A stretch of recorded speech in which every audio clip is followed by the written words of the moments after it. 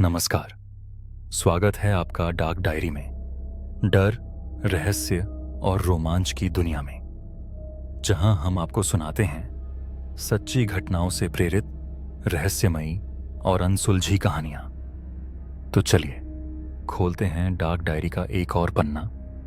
सिवानपुर, बिहार का एक छोटा सा गांव, जहां घने जंगल और कच्चे रास्ते समय को थाम से लेते थे। मिट्टी की दीवारों वाले घर, रात के सन्नाटे में कुत्तों की भौंक और चांदनी रातों में सिहरन। यह गांव सदियों से एक डरावने रहस्य का गवाह था। गांव की सीमा से कुछ दूर एक पुरानी जर्जर हवेली खड़ी थी, जिसके बारे में हर कोई फुसफुसाता था। वहां कभी रुद्रनाथ तांत्रिक रहता था, एक ऐसा नाम जिसे सुनकर बच्चे रात में कंबल में छिप जाते और बूढ़े चुपके से मंत्र पढ़ने लगते। कहते हैं रुद्रनाथ की शक्तियां इतनी प्रचंड थीं कि वह आत्माओं को बुलाकर बात करता था, मरे हुए जानवरों को जिंदा करता था और लोगों की आत्मा तक चूस लेता था। उसकी मृत्यु को 50 साल बीत चुके थे, लेकिन उसकी हवेली आज भी गांव वालों के लिए श्रापित थी। लोग वहां जाने से डरते थे। रात को हवेली के आसपास से गुजरते वक्त लोग कदम तेज कर लेते और बच्चे उसका नाम लेने से भी कतराते। वक्त बदला और गांव में भी बदलाव आया। मोबाइल, इंटरनेट और टीवी ने पुराने किस्सों को धुंधला कर दिया। नई पीढ़ी को रुद्रनाथ की कहानियां सिर्फ दादी नानी की लोरी जैसी लगती थीं। इसी गांव में नीलेश और उसके 4 दोस्त, प्रमोद, शिवम, आकाश और संजू, गर्मियों की छुट्टियों में शहर से लौटे थे। पांचों पढ़ाई के लिए पटना में रहते थे, लेकिन गांव की मिट्टी उन्हें हर साल खींच लाती थी। एक शाम गांव की चौपाल पर बुजुर्ग रुद्रनाथ की कहानियां सुना रहे थे। उसकी तांत्रिक शक्तियों, आत्माओं को बुलाने और श्राप की बातें हो रही थीं। नीलेश को यह सब मजाक लगा। उसने हंसते हुए कहा, अगर वो तांत्रिक इतना खतरनाक था तो अब क्यों नहीं आता? चलो उसकी हवेली चलते हैं, देखते हैं कितना डर है। बाम सीसनों दोस्तों ने उसका मजाक उड़ाया, लेकिन प्रमोद ने हामी भर दी। फिर धीरे धीरे बाकी तीनों भी मान गए। शरारत और उत्साह में वे यह भूल गए कि कुछ कहानियां सिर्फ कहानियां नहीं होती। अगली रात जब चांद बादलों के पीछे छिप गया था, पांचों दोस्त टॉर्च और मोबाइल लेकर हवेली की ओर निकल पड़े।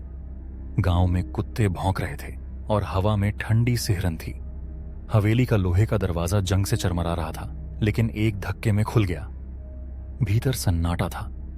दीवारों पर जाले लटक रहे थे, फर्श पर धूल की मोटी परत थी और छत से पानी की बूंदें टपक रही थीं। हवेली की हवा भारी थी, जैसे कोई अदृश्य शक्ति सांस ले रही हो। पांचों हंसी मजाक करते हुए अंदर चले गए। देखो तांत्रिक का तक। प्रमोद ने चिल्लाकर एक पुराने लकड़ी के सिंहासन की ओर इशारा किया। सिंहासन पर राख जमी थी और उसके आसपास कुछ अधजली हड्डियां बिखरी थीं। नीलेश ने हड्डियों को छुआ और हंसते हुए बोला, रुद्रनाथ जी, आपके मेहमान आ गए। उसके शब्द हवेली की दीवारों में गूंजे और तभी एक ठंडी हवा का झोंका आया। टॉर्च की रोशनी झपकने लगी। हवेली के भीतर से भारी सांसों जैसी आवाज आई, जैसे कोई गहरी नींद से जाग रहा हो। यह क्या था? आकाश ने कांपते हुए पूछा। इससे पहले कि कोई जवाब दे पाता, सिंहासन के पास की जमीन दरकने लगी। धूल और धुआं उठने लगा और उस धुएं के बीच से एक आकृति उभरी। सिर पर जटाएं, आंखें रक्त लाल, शरीर पर राख लिपटी और हाथों में त्रिशूल लिए। रुद्रनाथ तांत्रिक। उसकी मौजूदगी ने हवा को और भारी कर दिया। कौन? मेरे श्रापित स्थान में आया है जी, उसकी आवाज गूंजी और नीलेश का मोबाइल उसके हाथ से छूटकर जमीन पर गिर गया। हम तो बस देखने आए थे, शिवम ने कांपते हुए कहा। तुमने मुझे जगाया है, अब इसका मूल्य चुकाओगे। रुद्रनाथ की आवाज में क्रोध और ठंडक थी। हवेली की दीवारें कांपने लगीं खिड़कियां अपने आप बंद हो गईं और दरवाजे पर एक अदृश्य ताला लग गया। पांचों ने भागने की कोशिश की, लेकिन एक अनजानी शक्ति ने उन्हें पीछे धकेल दिया। रुद्रनाथ हवा में तैरते हुए उनके ऊपर मंडराने लगा। उसने एक मंत्र पढ़ा और नीलेश के चारों ओर एक लाल घेरा बन गया। नीलेश चिल्लाने लगा, मेरे शरीर में कुछ हो रहा है। ते उसकी आंखें सफेद हो गईं, मुंह से झाग निकलने लगा। रुद्रनाथ की आत्मा उसके शरीर में समा रही थी।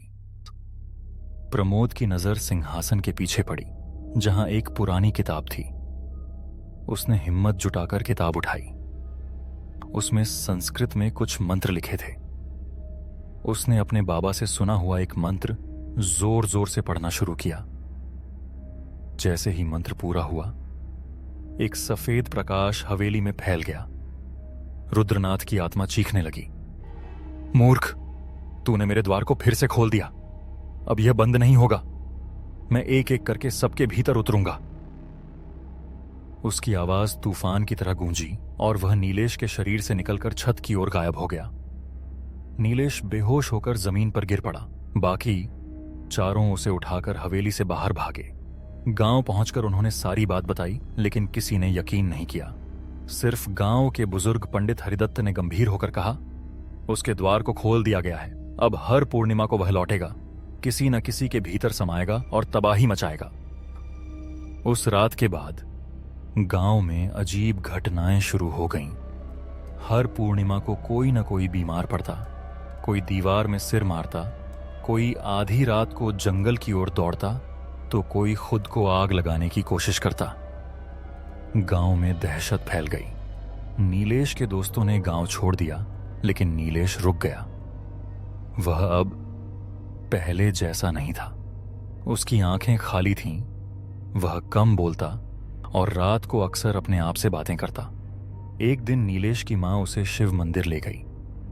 मंदिर में कदम रखते ही नीलेश तड़पने लगा। पुजारी ने घंटी बजाई, गंगा जल छिड़का और नीलेश के शरीर से वही लाल धुआं निकलने लगा।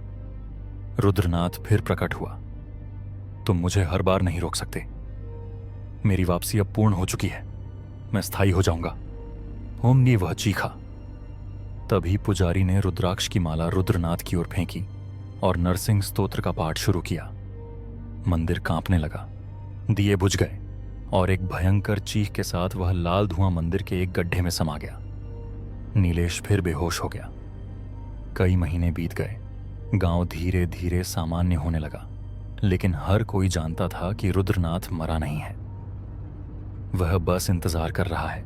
एक रात जंगल में लकड़ी बीन रही एक महिला ने पेड़ों की शाखाओं पर राख जमी देखी।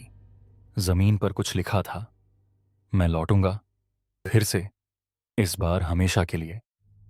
तो ये थी आज की कहानी।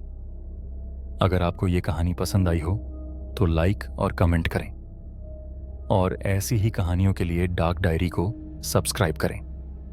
मिलते हैं अगली रात एक नए राज और एक नई कहानी के साथ, सिर्फ डार्क डायरी में।